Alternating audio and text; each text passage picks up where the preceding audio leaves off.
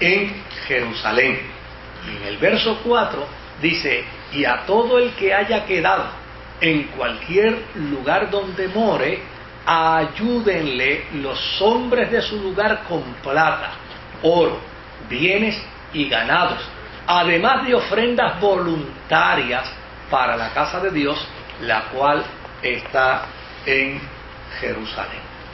Así que esto está acompañado de unos datos históricos y está mezclado esos datos históricos precisamente con una relación de fe de un pueblo que se denomina el pueblo de Dios.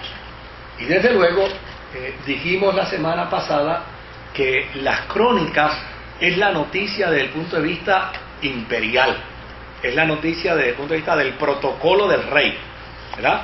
Pero habíamos mencionado, reyes.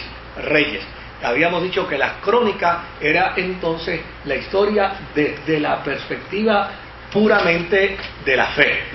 Es la historia interpretada con los lentes de la fe.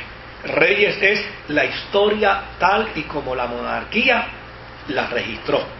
Pero Esdras es precisamente una continuación de las crónicas. Esdras es la historia también desde la perspectiva de la fe. ¿Por qué es la historia desde la perspectiva de la fe? Bueno, porque los responsables de este documento histórico eran los religiosos de Israel. Y estos religiosos de Israel iban a argumentar la historia, no iban a escribir la historia, sino iban a argumentarla. Entonces, lo que queda claro, y yo creo que es importante que quede claro, es que el primer rey del imperio persa fue Ciro, y que este tomó posesión de Babilonia en el año 538 a.C., es decir, en el siglo VI a.C. ¿Por qué eso es importante? Porque eso es un dato histórico. O sea, eso no solamente está escrito en la Biblia, eso está escrito en los anales de la historia. Entonces, si alguien tiene duda de lo que dice el dato bíblico, pues lo que tiene que hacer es ir a la historia. Y la historia le va a decir que hubo un rey llamado Ciro y que gobernó precisamente todo el imperio persa en el año 538. Y otro dato que va a encontrar también desde el punto de vista histórico, totalmente histórico, es que él autorizó el retorno de los judíos exiliados a Palestina. Y él ordenó la reconstrucción del templo de Jerusalén. Y cualquiera que vaya a la historia, no tiene que ir a la Biblia, cualquiera que vaya a la historia va a encontrar también ese dato, el dato de que Ciro fue el responsable de que Israel saliera de su cautiverio y regresara de nuevo a Jerusalén. Por el otro lado, es importante también, porque la historia así lo declara, que esto no fue un planteamiento meramente para Israel. Este fue un planteamiento para todos los pueblos a los que Babilonia había sujuzgado. Ahora, ¿por qué solamente tenemos la historia de Israel y no tenemos la historia de los otros pueblos? Porque los otros pueblos tenían dioses paganos. Y aquí no se va a narrar lo que en otros pueblos con sus dioses paganos sucedió. Aquí se va a narrar única y exclusivamente lo que Dios hizo en favor de Israel. Porque dentro de la historia está la nota del historiador que dice que Ciro dijo que Dios, el Dios de Israel, era el único Dios. Ahora, en el siglo XIX, Hormuz Razán descubrió lo que se denominó como el cilindro de Ciro, es decir, los rollos de Ciro.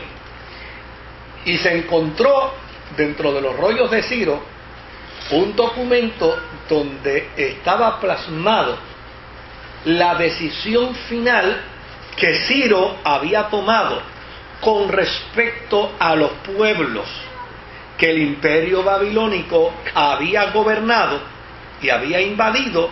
Pero una vez él invade el imperio babilónico, y lo conquista, pues él le devuelve a todas las víctimas de esos otros pueblos, les devuelve el derecho de regresar a sus tierras y de tener su propia experiencia religiosa. Copia del decreto, lo que quiere decir.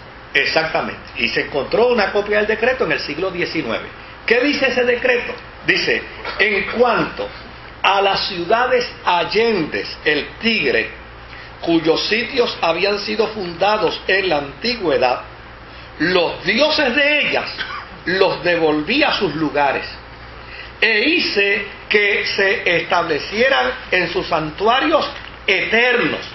Reuní a todas las personas y las devolví a sus moradas. Lo que quiere decir es que desde el punto de vista histórico, Ciro no solamente benefició a Israel, sino que Ciro benefició ¿a quiénes? A otros pueblos. Ahora, desde luego, Israel hizo como el amigo como el vecino de mi amigo, ¿no? Yo le he contado esto a ustedes, que yo estaba en casa de mi amigo y llegó el vecino todo hinchado y todo golpeado y entonces le preguntó, ¿a ti qué te parece? Y dice, no, ahí en las fiestas patronales, Carolina, anoche un tipo se metió conmigo y le da una pela, yo lo esbaraté. Pero yo lo esbaraté, la pela que yo le di, yo lo esbaraté. Entonces mi amigo le dice, oye, pero él te dio duro a ti también, pues mira, tú tienes las cejas partidas y tienes la boca partida. Y dice, bueno, yo voy a contar lo que yo le hice a él. Lo que él me hizo a mí, que lo cuente él. Yo no. Pues eso mismo hizo Israel, ¿no? Israel cuenta lo que le sucedió en su experiencia con Dios. Y es que ese edicto, ese decreto de Ciro, obviamente ellos lo interpretaron desde una perspectiva que personal. Ciro nos dio a nosotros la libertad, y al darnos la libertad nosotros regresamos, pero regresamos con un beneficio extraordinario, y es que él ordenó en el camino. Óyeme, este hombre es un general, ahí mira para allá, puso hasta la piedra del cilindro de Ciro en Babilonia, ¿ves? Entonces ahí se descubrió esos escritos, en ese jeroglífico que ustedes ven ahí, y desde luego desde ahí Israel empieza a partir de una premisa clara.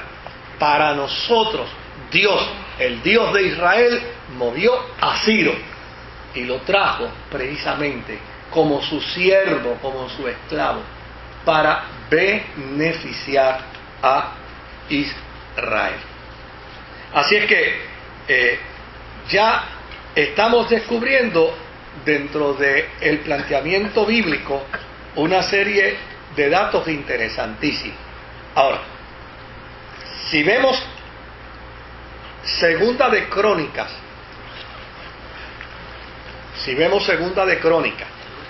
capítulo 36, verso 22 y verso 23, Segunda de Crónicas, ¿verdad? Dice, mas al primer año de Ciro, rey de los persas, para que se cumpliese la palabra de Jehová por boca de Jeremías, Jehová despertó el espíritu de Ciro, rey de los persas, el cual hizo pregonar de palabra y también por escrito por todo su reino, diciendo, ¿verdad? Y así dice Ciro, rey de los persas, etcétera, etcétera, etcétera, que ya lo conocemos y ya lo sabemos, ¿verdad? Si usted lee esto y lee Esdras, usted va a encontrar que está escrito lo mismo, pero igualito, no hay forma. Ahora, ¿qué nos revela esto? Esto lo que nos revela es que llana y sencillamente el libro de Esdras y Segunda de Crónicas son una continuación del pensamiento teológico, tanto del que escribió las crónicas como del que escribió Esdras. Y yo creo que eso es importante. ¿Por qué es importante?